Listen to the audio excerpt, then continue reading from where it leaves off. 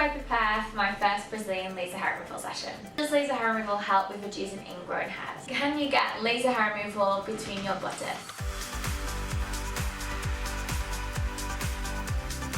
Hi, I'm Lucy at Plus Clinic, and today we're going to be talking about the most googled questions on laser hair removal.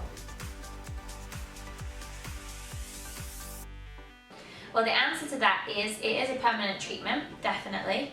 We get a really good permanent reduction on many of the areas, especially those areas that have got coarser hair to start with, and areas that have got obviously less density in hair growth. So for example, the lower legs, the underarms and bikini, always really coarse to begin with for most clients, and also less hair density. So a really quick permanent reduction, and only a few maintenance sessions normally needed. Generally on the areas that we tend to find that are the best, like the lower legs, the underarms and bikini, we tend to achieve anything from 60 to 80% reduction in hair growth.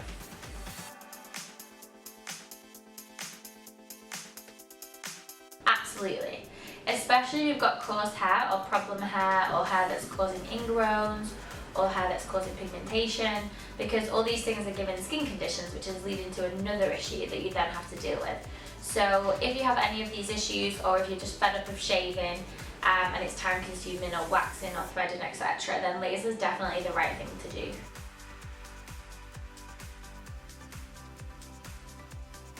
In order to prepare yourself fully for the treatment, you would need to shave the area the night before the session. You can't have waxed the area for at least 6 weeks prior to your first treatment. And you would make sure that you have no fake tan, no moisturizer on the skin, and you've definitely not tanned in the last 6 weeks. Or if you have, you've had a patch test with us prior to your session. Any bikini treatment is obviously going to be a little bit more sensitive than some of the other areas, just because there's slightly more nerve endings there. It's generally thicker, coarser hair, and it's quite dense as well. But the more sessions that you have, the less discomfort that you will feel. We also can advise you on anesthetic cream, so you can use numbing cream on the area, something like Amla 5%. Some clients use that prior to the treatment, but to be honest, with the lasers changing so much within the last 10 years, the laser hair removal treatments are nowhere near as uncomfortable as they used to be. So we have a fantastic cooling system which makes it feel so much nicer. I'd say now it's quite rare that people need to use anesthetic cream for the treatment. Absolutely.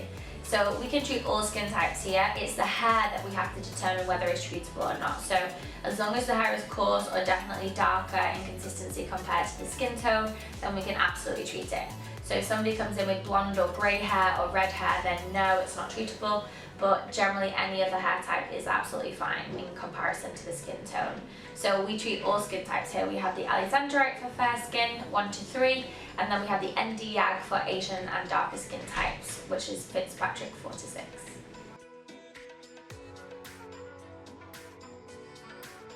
It depends again on the density of the hair and the particular client, but on average, most areas with thick hair take 8 sessions with 4 to 6 maintenance in the following few years. And areas with thinner hair can take anything from 8 to 16 sessions. So that's areas like the face, the upper body, thinner hair like the thighs, navel, abdomen. Once you start treating thinner hair, it is usually a little bit harder to remove, so more sessions will be required. Does laser hair removal help with reducing ingrown hairs? Absolutely. So as long as it's coarse hair, we can absolutely assist you with that with our laser hair removal equipment. Generally, occasionally some clients get on thinner hair, so that would definitely need an assessment and consultation to determine whether we can help you. Sometimes clients get it on very thin hair on the buttocks or on the upper arms, for example. If it's too thin, then maybe it wouldn't work, but we will absolutely give you our honest opinion on that and whether it's worth treating. But yes, on thicker hair, fantastic.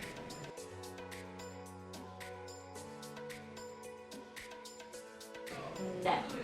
That's quite a simple one. I mean, you can even look and Google that yourself quite easily. There's a lot of articles written about the differences between them.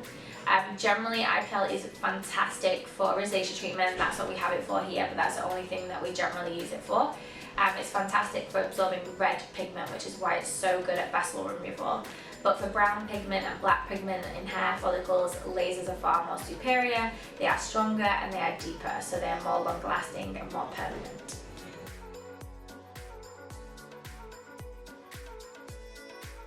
Yes, For female clients, we do treat the perianal area. Many of our clients do it alongside doing the Hollywood or Brazilian. Generally within the waxing industry, most places would include that in the bikini area, so a lot of women are used to having that area treated. And it makes sense, definitely. If you're doing the front, then it makes sense to go all the way around and obviously handle that area for yourself so you don't keep having to shave that area. Also, less irritation as well, so it's a really good area to treat.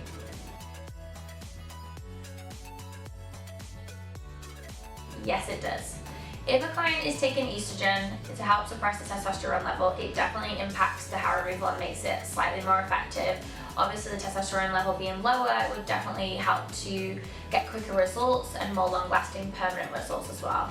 But generally, a lot of our clients that we have at the clinic would maybe start off with one area and just see how effective it is for them, which I think is really a good idea.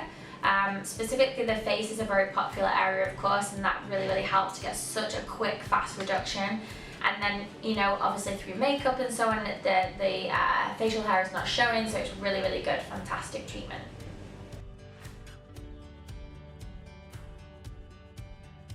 Can I go back to work after having laser hair removal? Yes. Many of our clients come on a lunch break, especially to do things like faces. It's a really quick treatment, 20-25 minutes in and out. Generally, you'll have a little bit of redness. The thicker that your hair is, the more redness you'll have and for the longer time.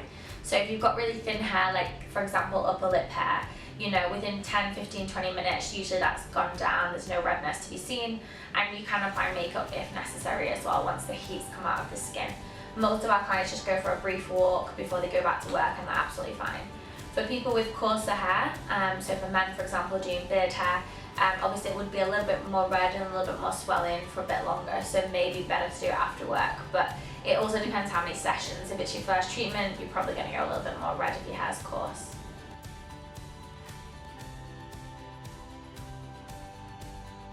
The answer really should be no. And the reason for that is for the face, we're treating it every 4 weeks, and for the body every 6 to 8 weeks. So if a client was to tan after having a laser hair removal session, they would need to wait 2 weeks to be able to have sun exposure, and then the next session would be due 2 weeks later. However, when you've had laser hair removal, you should wait minimum 4 weeks after having sun exposure before you start the treatment again. As part of protocol, we then have to invite you back for a skin test as well. So in an ideal world, no, it's not ideal to tan between sessions. However, we can work around it. Obviously, summer does get in the way. The best time to do laser hair removal generally is September, October. But you know, if you are going on holiday every year, that's something that as a clinic we are absolutely used to working around, and we can give you the best possible advice. We also know how to structure your treatments really well around a holiday, where to book a patch test, give you really good advice on how to avoid tanning too much or how to get rid of tanning quicker so that it obviously impacts your treatment less. The reason you need to wear goggles is because there's certain wavelengths that you don't want to see with the naked eye. So these goggles are fantastic at protecting your eyes from that. You also don't see a bright flash as well. So as long as you're wearing goggles, you should always have them on when you're doing a laser treatment.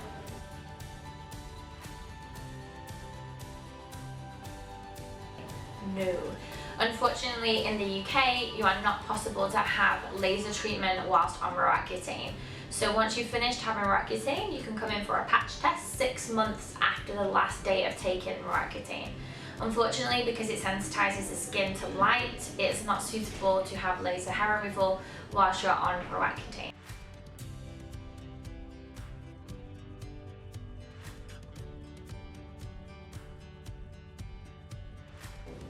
Thank you so much for all the questions that you've sent in to us at Percy Clinic. We are always here to help you. Our staff are really well trained in laser hair removal, even reception, so they can answer a lot of your questions. But alternatively, if you'd like a more personalised approach, come into one of our clinics. We have 3 in central London, and you can have a free consultation and skin test for laser hair removal.